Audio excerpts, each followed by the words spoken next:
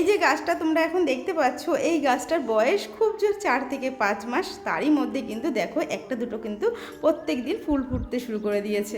তো hello everyone, আমি টুম্পা। কেমন আছো তোমরা? আশা করছি সবাই ভালো আছো, আর আমরাও ভালো আছি। কিন্তু প্রচণ্ড গরম পড়েছে, এর জন্য দিনের বেলায় এত শরীরটা খারাপ খারাপ লাগে কি বলবো। তো যাই হোক, এখন সকাল সকাল কাজগুলো সেরে নিই। আমাদের এই বড় জবা ফুল গাছটাতে কিন্তু প্রচুর ফুল ফোটে। তো নিচেই দেখতে পাচ্ছ কত ফুল ফুটেছে। তো সেইগুলো তো তুলছি, আর উপরেগুলো তো হাত পাবো না, ওগুলো না লগা দিয়েই পারতে হবে। তো যে কটা হাত পাচ্ছি সে কটা আগে তুলে নিই, পরে লগা দিয়ে ওগুলো পেরে নেবো। তো চলো, এদিকে অনেকটাই বেলা হয়ে গেছে। আমার কিন্তু রান্নাবান্নাটা কিছু হয়েছে, আর কিছু হয়নি। তো সেইগুলোই করব, করে আজকে একটু আবার এক জায়গায় যাবো। তো কোথায় যাচ্ছি তোমরা তো ভিডিওটা দেখো, তাহলেই বুঝতে পারবে।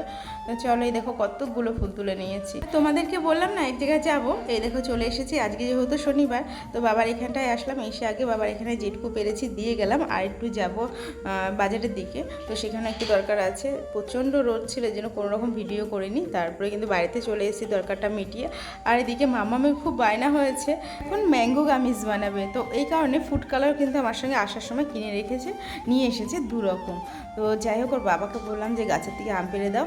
ও 2টো আম পেড়ে দিয়েছে। তো 2টোতে হবে না, আরও চাইছিল। তো তারপরে বকা টকা দিয়ে 3খানায় দেওয়া হয়েছে। চলো আজকে ট্রাই করে দেখো কেমন হয়। তো নেক্সট দিন পরে আরও নয় বেশি করে করা যাবে। তো এই দেখো, ওকে আমগুলো পিস পিস করে কেটে দিয়েছে। আমি শুধু একটু জেলিটাকে মানে যেরকম হয় আঁচের মধ্যে দিয়ে একটু নেড়ে চেড়ে দিয়েছি ওই। তারপরে বাদবাকিটা সমস্ত কিছু কিন্তু মামাম করেছে। আর দেখো কি অসভ্য হয়ে যাচ্ছে দিন দিন। এটা দেওয়ার আগে নিজে কিন্তু ট্রাই করে নিল। এটা হতে এখনও 2 দিন টাইম লাগবে। চলো আজকের মতো টাটা, বাই।